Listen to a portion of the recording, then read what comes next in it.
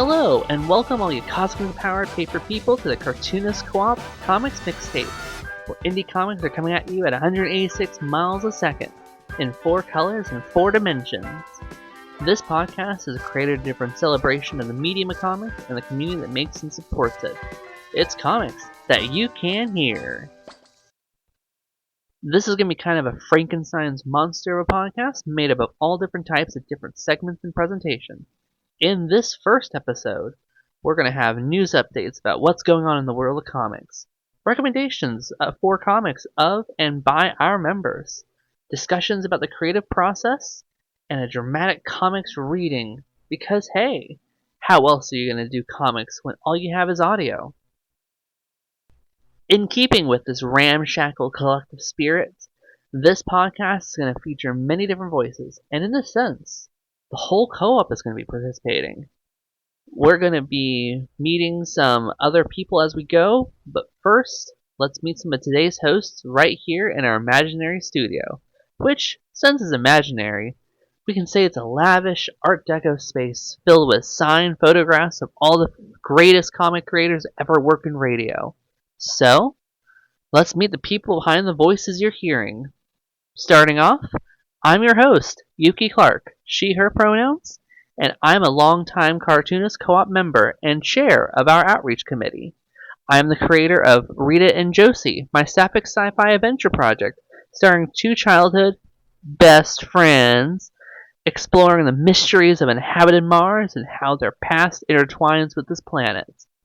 As well as from June 6th to the 8th, I'll be representing the co-op alongside many other members at Toronto Comics Art Festival, and I'll also be on a panel for its professional development event, Word Balloon Academy.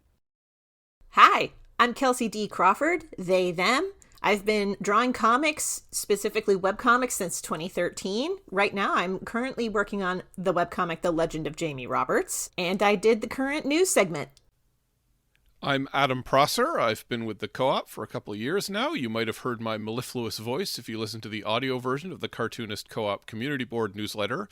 And I also host my own podcasts, What Mad Universe with Philip Rice, and the Star Trek Mirror Universe podcast with Douglas MacDonald Norman and Dylan Roth.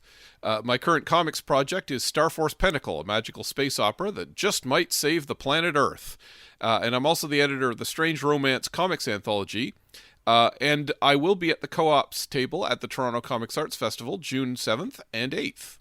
I'm Jeff Martin, he, him. I'm the author of the graphic novel series Hockeypocalypse, as well as the webcomic Hell Inc. and many, many other comics.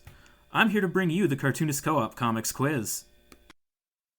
Hello, I'm Iris J, and my pronouns are she or their. I've been working in webcomics for 20 years on series such as Crossed Wires, Epiphany, The Scandalous Sybil Throat, and Split Check with my partner Nero Villagayos O'Reilly. On this show, I'm doing an interview segment called Light Bulbs.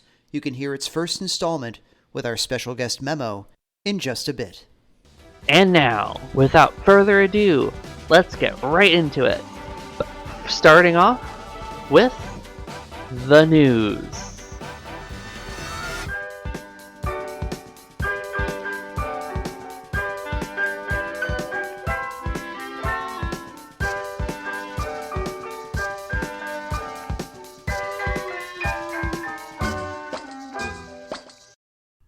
Hi, I'm Kelci, and I'm here to present Comics Current with Kelci D. Crawford.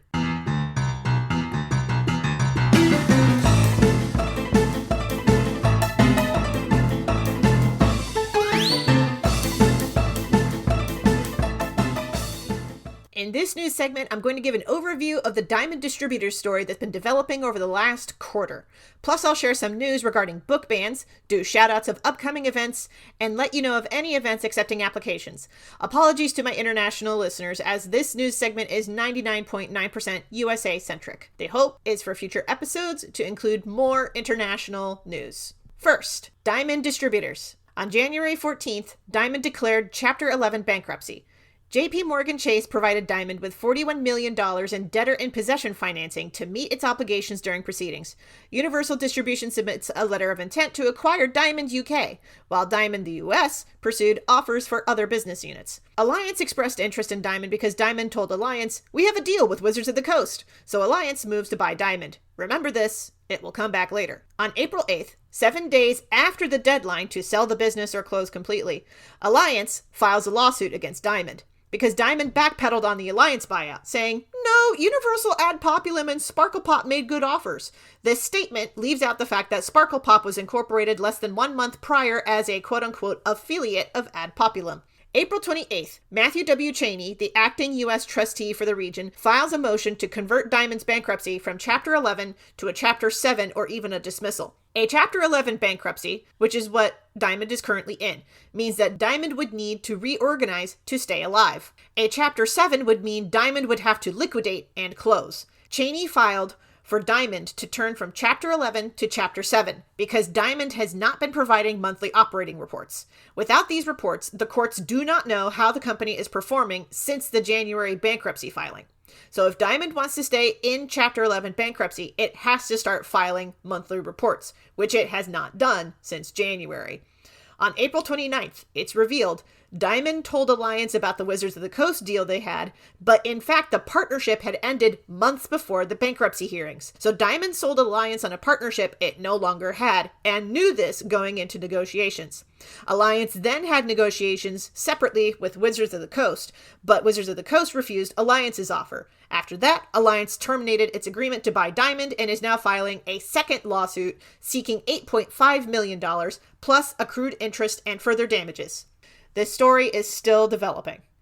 In legal news, Texas Freedom to Read Project has successfully organized to elect more supporters of the Freedom to Read into local offices, but they could still use some support. Head to Texas Freedom to Read Project's website at www.txftrp.org for more information. It's the initials of Texas Freedom to Read Project. Florida's attempts to ban more books dies in committee thanks to the advocacy of groups like Florida's Freedom to Read Project and Authors Against Book Bans. Authors Against Book Bans is an authors advocacy group fighting against book bans. They are currently looking for more cartoonists and comic artists who have been traditionally published, and are also seeking those with experience in self-publishing. If this catches your interest, go to authorsagainstbookbans.com to find out more. In convention news, Toronto Comic Arts Festival is happening June 7th and 8th in Toronto, Canada. A2CAF, the Ann Arbor Comic Arts Festival, is happening the following weekend on June 14th and 15th in Ann Arbor, Michigan. Origins Game Fair is June 18th through 22nd in Columbus, Ohio. Cake, Chicago Alternative Comics Expo, is June 28th and 29th in, you guessed it, Chicago, Illinois. Massachusetts Indie Comic Expo, aka MICE, is accepting applications until June 6th. Head to micexpo.org/apply for more info. That's micexpo.org/apply for more info. Milwaukee Indie Local Comic Fest, aka MILK, is accepting applications until June 15th. Head to milkcomicfest.org for more information. I have also put together a spreadsheet of conventions happening in 2025. Most events in the spreadsheet are centered on the Midwest, but also includes DC and Phoenix, Arizona shows. This sheet is constantly updating. To see this sheet, head to tinyurl.com/MidwestCons. If you need to see more events outside of the Midwest, head to keepitweird.art. Go there, click the menu, and select the show list. It will give you a master list of zine fests, comics and small press shows, and art book fairs in the US and Canada. A spreadsheet version of the list is also available on the website. Again, that's keepitweird.art. Click the menu and select the show list. That's all for this news segment. Thank you so much for listening. And now, on to the rest of the podcast episode.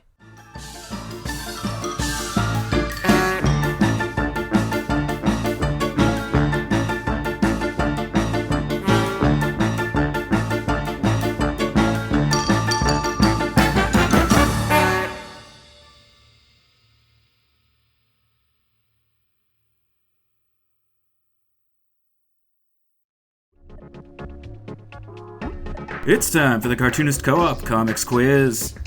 It's time to test your knowledge of comics history and maybe learn a thing or two. Are you ready for the first question? Here we go! Will Eisner invented the term graphic novel to sell one of his comics to a book publisher. Which comic would go on to be referred to as the first graphic novel?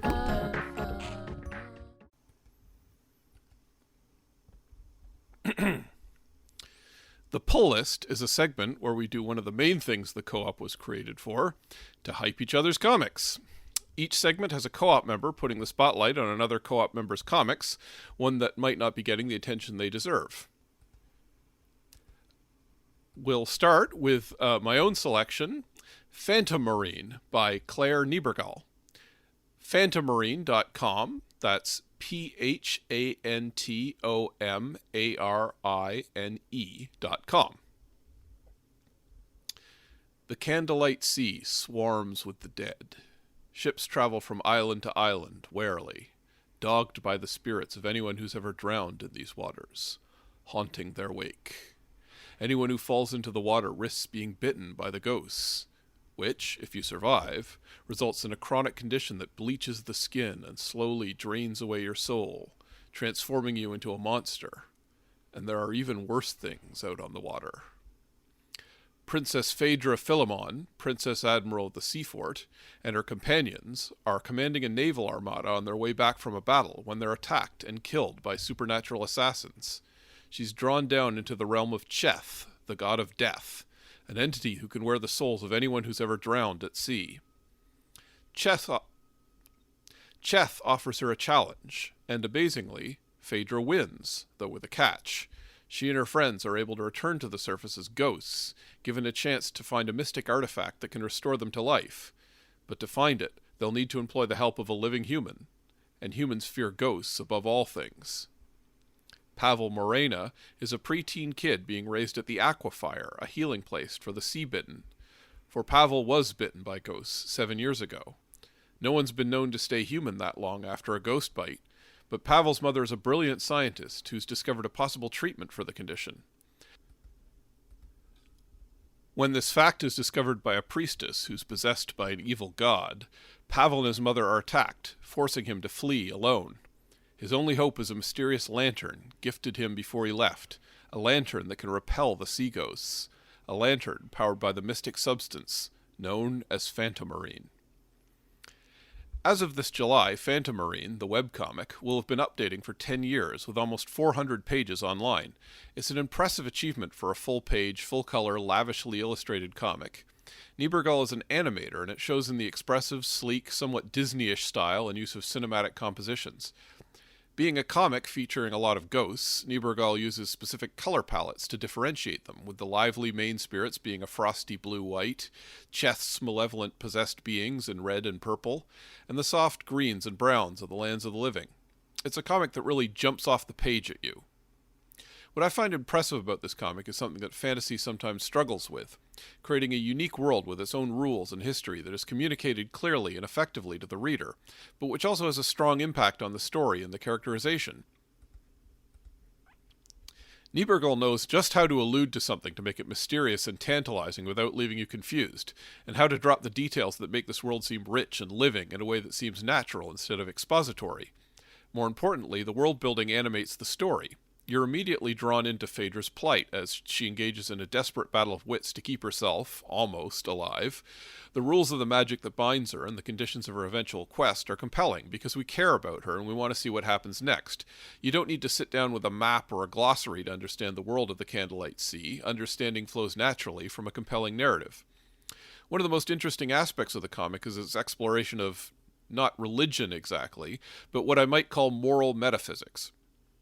This is a world of gods and powerful magical entities who see mankind as tools to their own ends, and their ends are often malicious.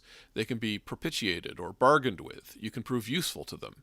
If you're really smart and brave, you might be able to win their challenges and gain something, assuming they don't find some hidden catch in the rules to stab you in the back. But they're not doing what they do out of a sense of compassion for humanity, or even a sense of cosmic justice, unless it's purely justice for themselves.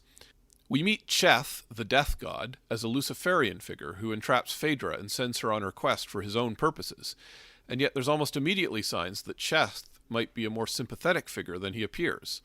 Likewise, Cheline, the goddess beloved of Pavel's people, seems to have an outright nasty side to her. The gods of this world are human, like the gods of various classical myths, which means they can be cruel, petty, or short-sighted. But it also means they might be hiding hidden pain, or possibly unrequited longing. Phantom Marine hits what is, for me, an almost perfect balance of fun, lighthearted adventure, and imaginative depth for a fantasy series. It's online at phantommarine.com and will presumably continue to update as long as Niebergall remains above the horizon line.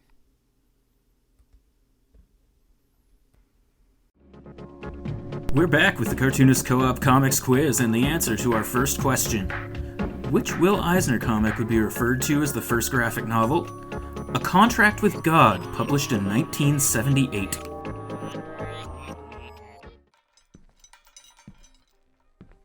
So, you burned down a blackguard deathmatch ring. Made a lot of enemies with a move like that. Wait, the captain knew?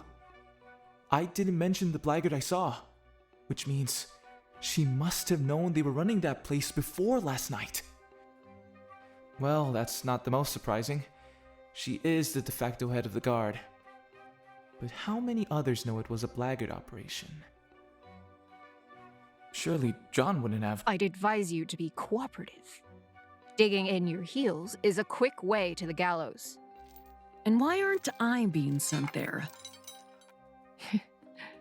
Because, technically, you've helped me out. The guards haven't been able to do anything about the death matches for years, nor the trafficking at fronts.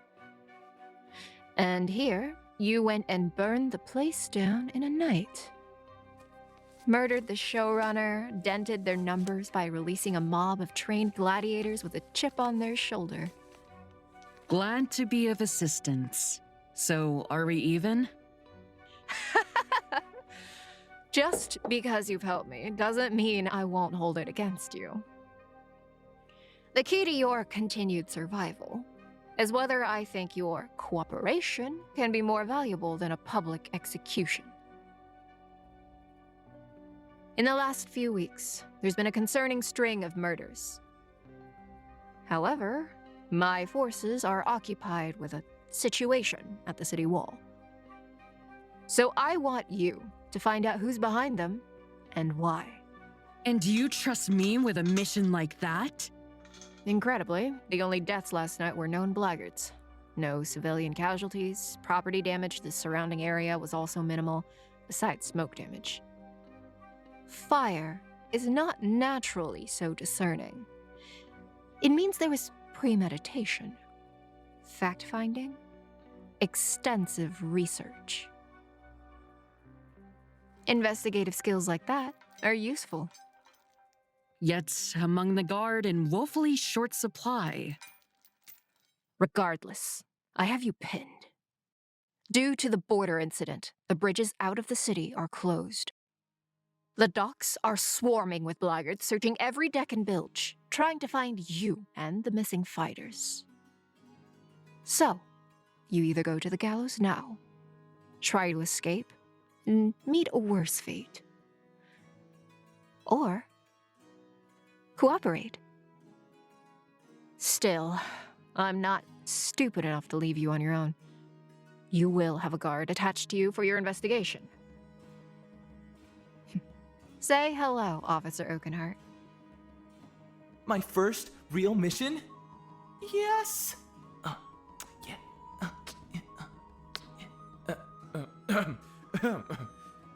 Hello, miss. Sorry. May I ask your name?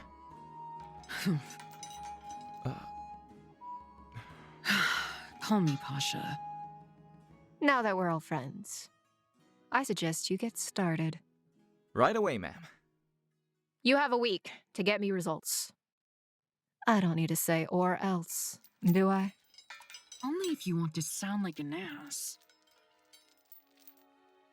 I'll need to have my hands free. The blackguards are bound to have spotted him investigating the fire last night. Even being seen with you right now is bad. Drag me around in cuffs? You might as well paint a target on my back. Just one more condition. No more memory magic. If Officer Oakenheart forgets anything important again, our deal is off. Memory magic? I don't...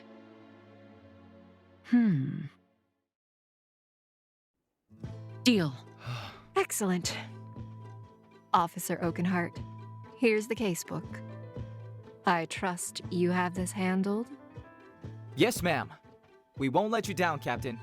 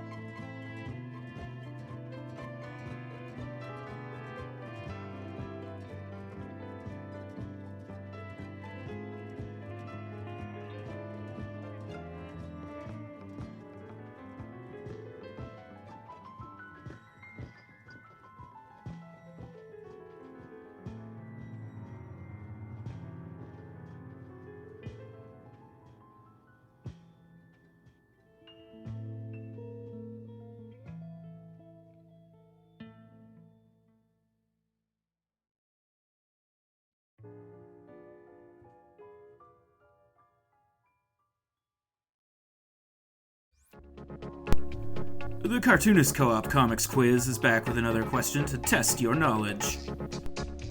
Jack Kirby is legendary for his contributions to the comic medium, particularly in the superhero genre.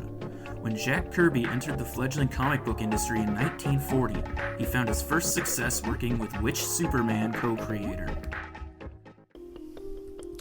Reaching back into the pull list, the next item is Scam the Gods by Keith James. Scamthegods.com. When the sun fell asleep, the world was cast into darkness. But people still gotta make a buck. That's the reasoning of Sir Valdez, former actor, supposed valiant knight, and professional con artist. He makes money from his art, and the highest form of art, he believes, is the scam. After a run-in with an angry mob, he's saved by Esperanto, a mysterious man wrapped in bandages, who becomes his accomplice on this quest to scam the very gods themselves, though really they might just be out to scam each other. There's a page of Scam the Gods that made me laugh harder than just about any webcomic I've seen since Achewood. A man in a ridiculously tiny hat passes a sinister hooded figure in an alley. "Hey man," says the figure, "want some flarm?" He then opens a briefcase to reveal a bizarre little hairy critter with claws, labeled Flarm.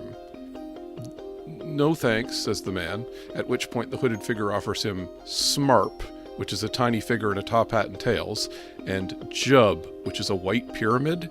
The man hesitates for a panel, then says, "Alright, give me the Smarp." That's a pretty good encapsulation of the sometimes hilarious, sometimes spooky, always surreal world of Scam the Gods. I just talked about Phantomarine, a fantasy comic with a meticulously created world with strong internal logic. Scam the Gods is not that. It's deliberately weird and seemingly nonsensical, often in a very silly way. The so-called post-slumber world is apocalyptic in a sense, but less bleak and more as if reality itself hiccuped, and people just went on with their business as well as they could. People self-medicate as well as they can, smoking nightworm in wriggle bars, set up carnival games called Wake the Sun, and collect artifacts from the time before the eternal eclipse. But there's a sense that everyone's taking pains to ignore how absurd and broken everything is. It's absolutely a post-pandemic comic. The sense of isolation is enhanced by James' minimalist backgrounds and use of white space. The comic is in black and white. When James does draw elaborate backgrounds, he still tends to emphasize long shots on wide, empty spaces like courtyards and flat wastelands. The two leads, Valdez and Esperanto, are seemingly growing closer together as they travel the land running scams, but each holds a sheaf of secrets and think they're exploiting the other in one way or another. The art reflects this sense of distance and detachment nicely. I'm making this comic sound like some kind of solemn art film, which would be a huge misrepresentation, in keeping with the spirit of the comic. As I mentioned, it's also hilarious, and also innovative in its storytelling. James' use of random pop-up captions is particularly clever, like one sequence where the captions feature unnecessary adjectives, and then the captions themselves sprout captions to reflect Valdez's flamboyant mood before he launches into a monologue. Scam the Gods is currently closing in on its 200th page and seems to be just getting started in terms of the larger narrative, though that doesn't seem to be the point so much as the fun standalone issues, or lies, as James calls them, with shorter filler stories being called fibs. It just might be the most towering achievement in webcomics ever accomplished. In fact, it just might be the greatest work of art ever created by the human race. If only everyone clicked on scamthegods.com, all the world's problems would be solved, and we would enter a new golden age. It's great. Trust me. We're back with the answer to the latest Cartoonist Co-op Comics quiz. Which Superman co-creator did Jack Kirby find his first comic book success with? Joe Simon. Simon was an editor at Fox Feature Syndicate, where Kirby was employed drawing a variety of newspaper strips and comic books. They moonlit as freelancers on a project called Blue Bolt.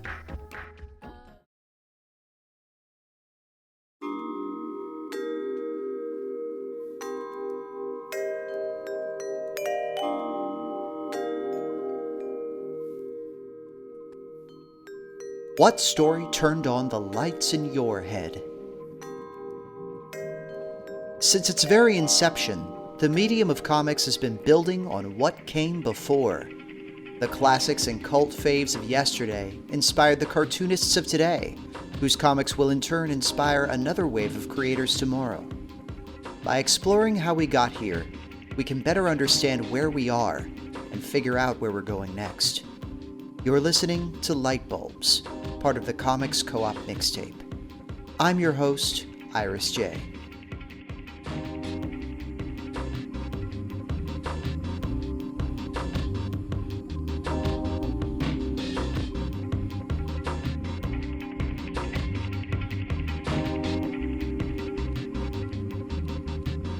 You're listening to Lightbulbs, part of the Comics Co-op Mixtape.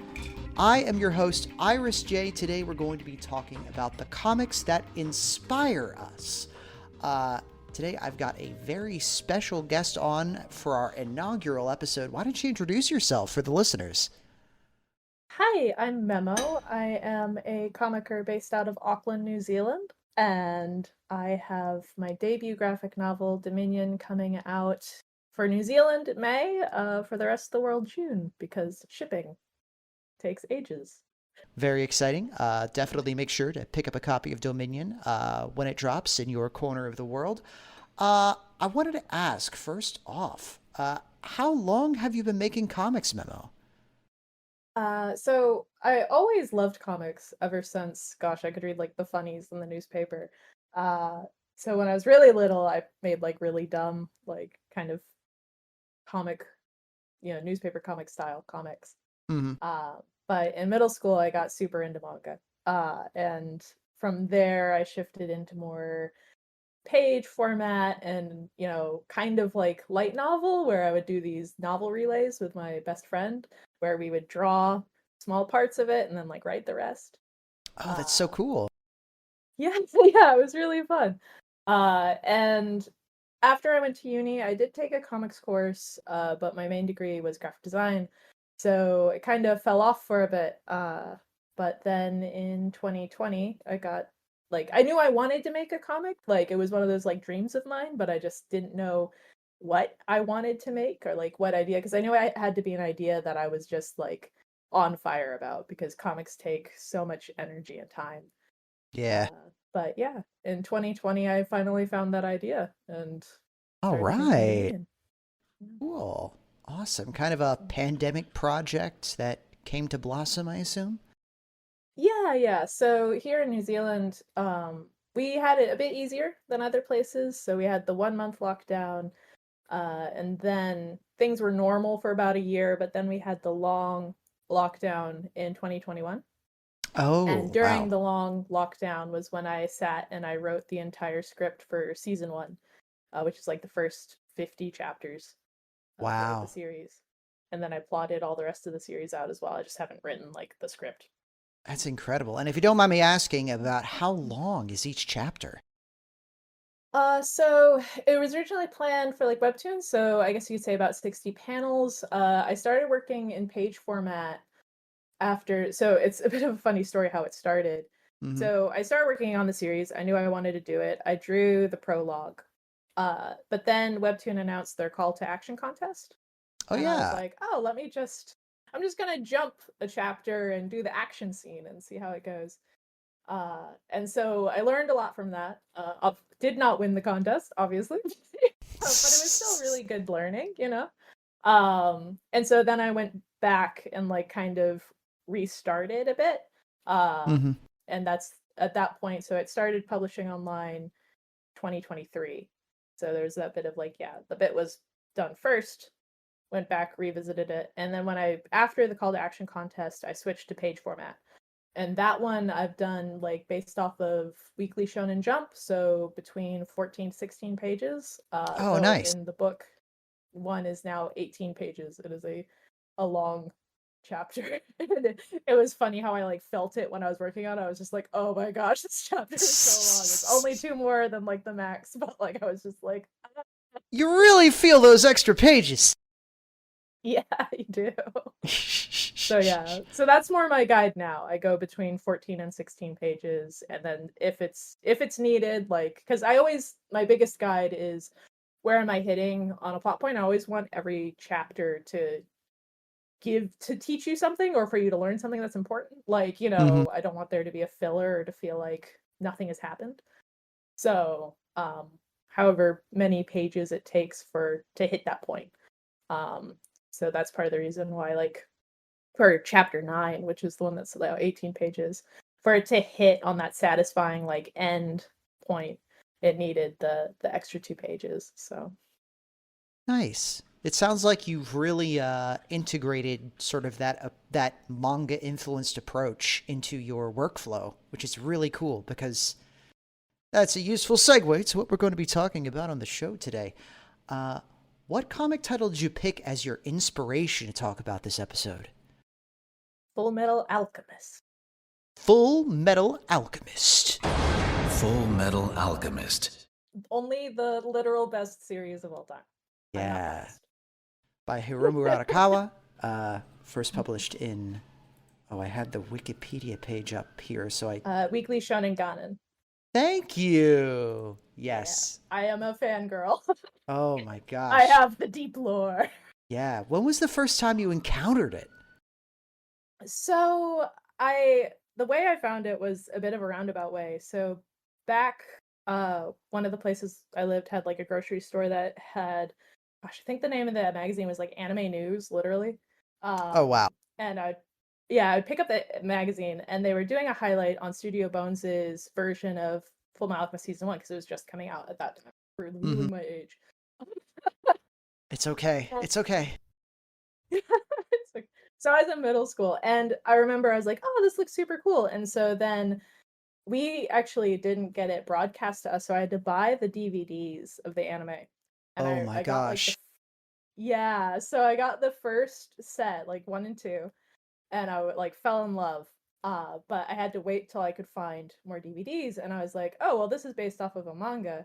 And the manga had also started to come out, so I started to pick up the manga. And when the manga issues ran out, I was like, I need more. And I found out about scanlations.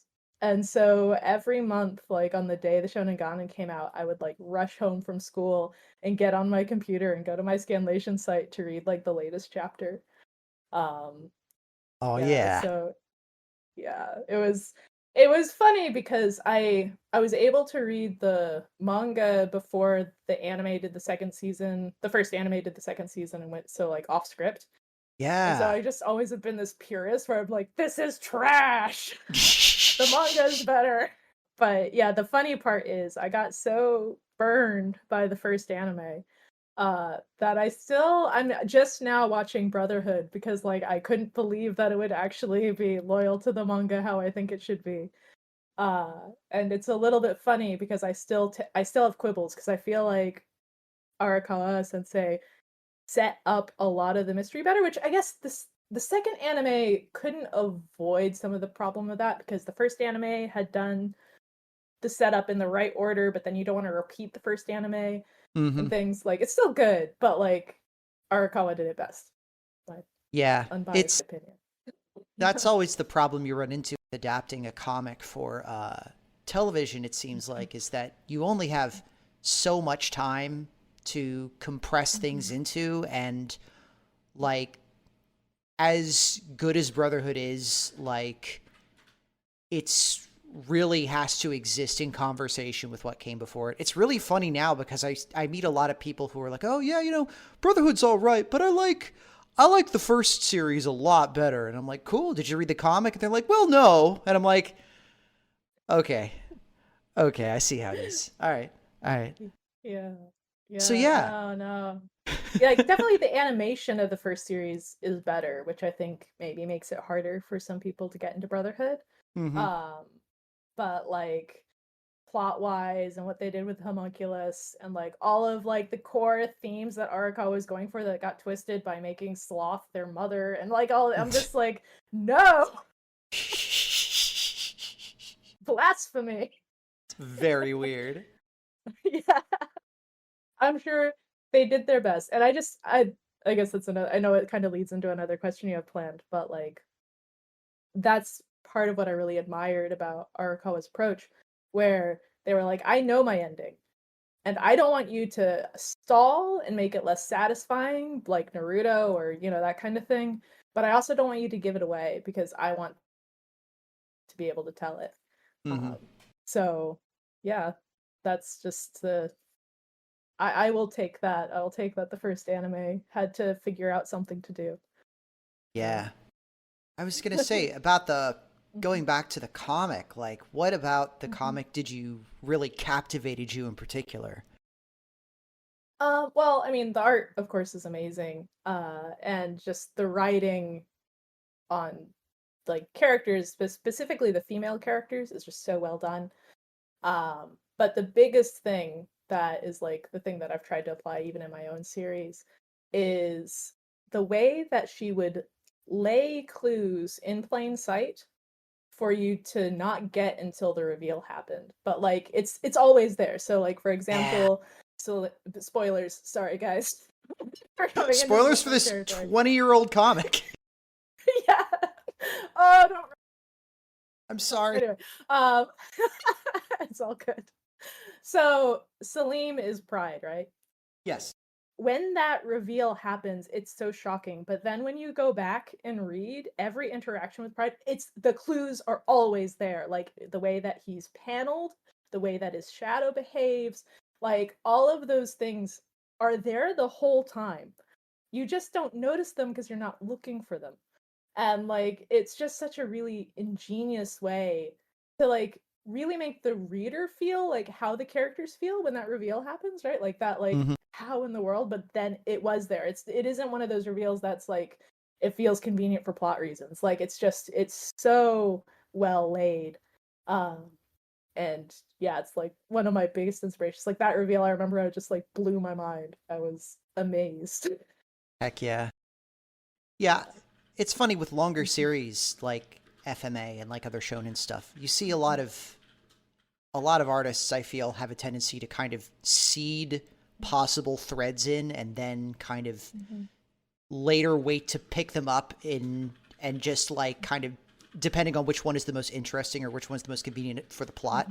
But I really do agree that like with Arakawa, it really feels like the whole thing is one really intricately crafted puzzle box that like she figured out before this series even began. Like, everything feels really deliberate with it.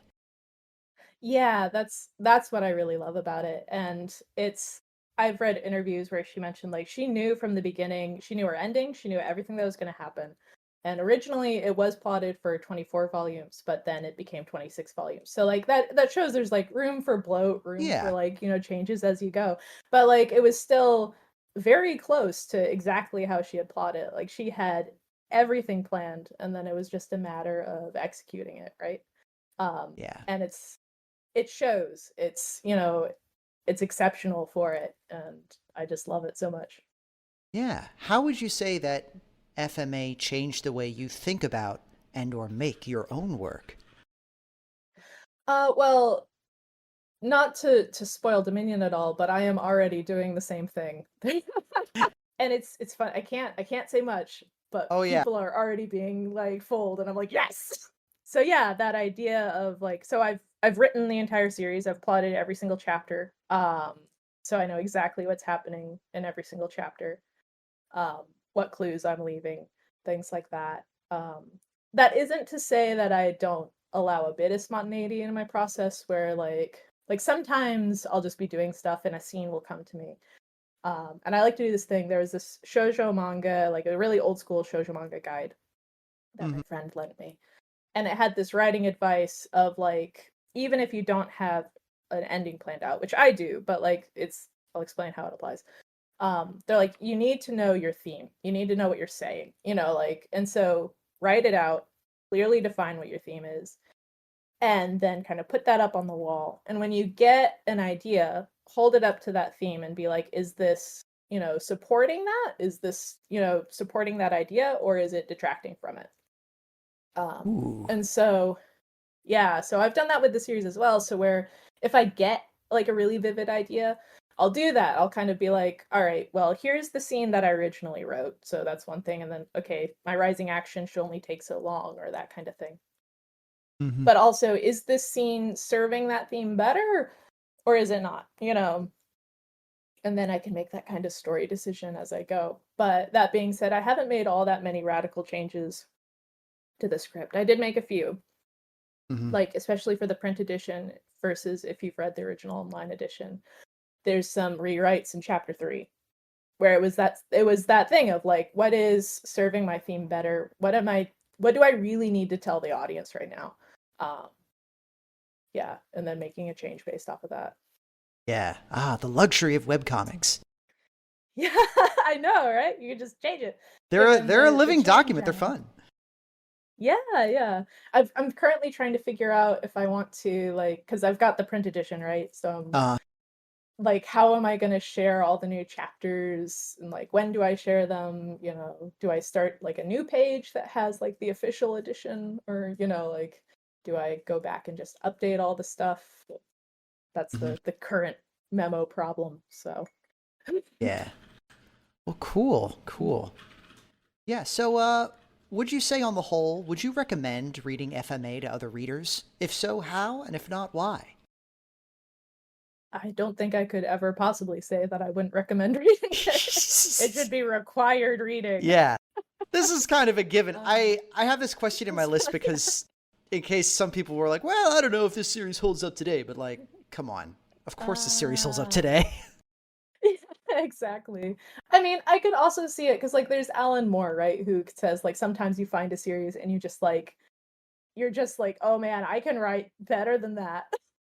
Yeah. Work as an inspiration in that way. But no, there's no world in which I am better than Arakawa Sensei. It's amazing. Absolutely read it. And I would say above and all else, read the manga version because it really is like her vision. And like the whole reason there's 2 animes is because she was like, no, I have a story and I know it and I want to tell it. And I just admire the hell out of that. Yeah. Heck yeah. That is a can recommend from Memoh here. Absolutely. Well, hey, thank you very much for talking about FMA with us and about your comic and your process. It's been really fun talking to you. I wanted to ask, where can folks find you online? So my most active social is Instagram. So you can find me at Memoh Comics, and it's spelled Memoh, full stop. And then also my website, which is memohcomics.com, but there's no middle full stop, so it's just memohcomics.com. But yeah, it is fun because like when you use the full stop in Instagram and then you're like, oh, I can't use it anywhere else. Oh well. But yeah, there's an edgy reason that I put that full stop there, because I'm an interior goth kid. Ooh. Yeah, so I guess giving a bit of the deep lore, Memoh comes from Memento Mori.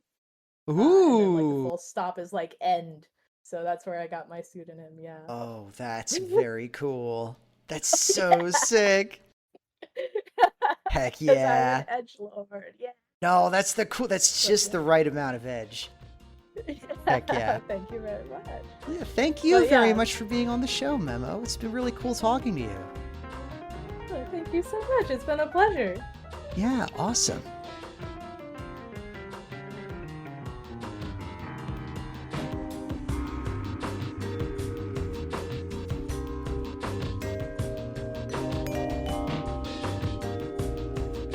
You've been listening to Light Bulbs, part of the Co-op Comics Mixtape.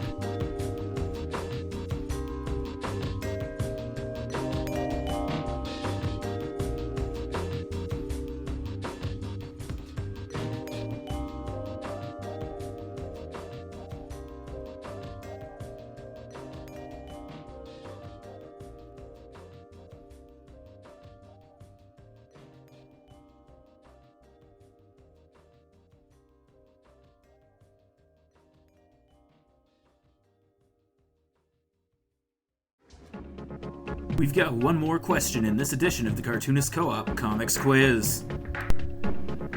Which early 20th century indie comic strip, sometimes cited as the forerunner to the underground Comics with an X scene, and its main character of the same name, was the subject of a song by noted labor organizer and folk singer Joe Hill? Time to check in once again with the pull list. The next selection is The Apex Society by Philip Rice at apexsociety.thecomicseries.com.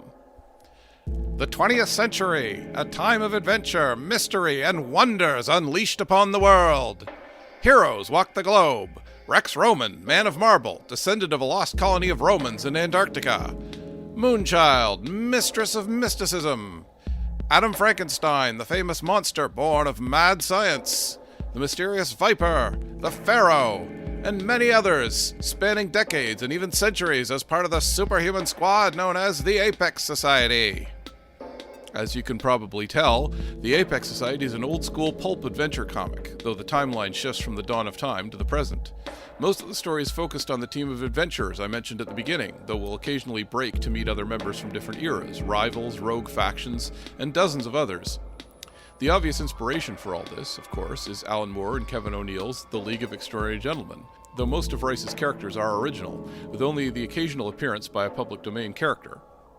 As with that series, and also something like Kurt Busiek and Brent Eric Anderson's Astro City, Apex is most interested in taking a postmodern look at the sweep of pop culture, mostly American in this case, throughout the last 100 years. It uses adventure and genre heroes as a lens to reflect society's neuroses of any given time back on itself, from the awkward dynamics of race in America over the decades, to the pure commodification and exploitation inherent in the superhero genre, to a Nazi invasion in the present. It's also a showcase for Rice's art. He's been working on it for years, and like a lot of comic creators, he used it as a daily practice to improve his art, and boy, has he. You can watch a sophisticated artistic development from the early pages to the later ones, as Rice's simple, Mike Mignola-inspired heavy shadowed style morphs into insanely detailed character designs and Easter egg-filled crowds. In particular, his lush and immersive coloring is a thing to behold in the later strips. Rice also works hard to innovate in both his storytelling and his art. He doesn't just pastiche comics characters, he also pastiches styles of comics from throughout the medium's history. From a Prince Valiant-style caption-heavy storyline to one that completely switches art styles to resemble an animated cartoon. He also likes to nod to Will Eisner in his title pages. But it's not just pastiche. The point is that Rice is using every tool in the toolbox to try and make every story different. All of this, of course, is in service of a rip-roaring adventure tale.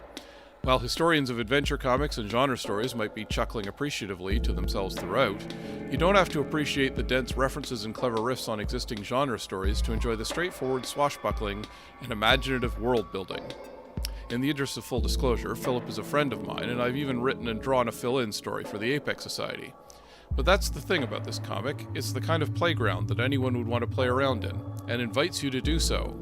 Go to apexsociety.thecomicseries.com and book your ticket to adventure!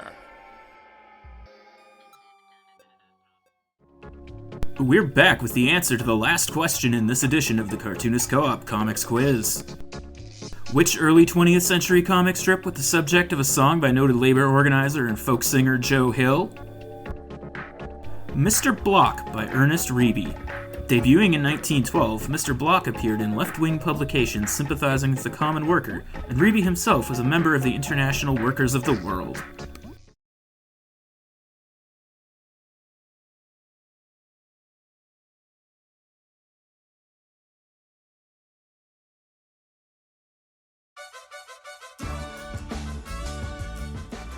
And this has been the May 2025 edition of the Comix Mixtape. I'm your host, Yuki, and your co-hosts have been Adam, Kelci, Jeff, and Iris. We'd like to give an extra thank you to our special guest this week, Memoh, creator of the comic Dominion. The Co-op Comics Mixtape is the official podcast of the Cartoonist Cooperative.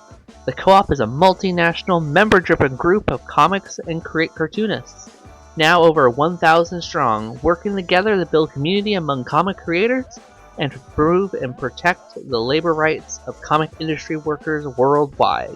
You can learn more about that at our website, cartoonist.coop. That is cartoonist.coop. And if you're a creator yourself, consider joining. It's free, and we provide a wide variety of things, such as creator development resources, creative feedback and assistance, promotional campaigns for members, exclusive discounted benefits, and a massive community, among others. But even if you're just a fan of comics, you can support us in a bunch of different ways, like subscribing to our newsletter at cartoonist.coop/newsletter.html, where we're always promoting the latest cool works by our members, as well as showcasing merch, initiative, Kickstarters, and all other kinds of things to explore. You can also subscribe to the Comics Co-op Mixtape podcast by following our YouTube channel at Cartoonist Co-op. We're working to get an RSS feed set up for it as well, so stay tuned. From all of us to all of you, thanks for listening and keep making comics.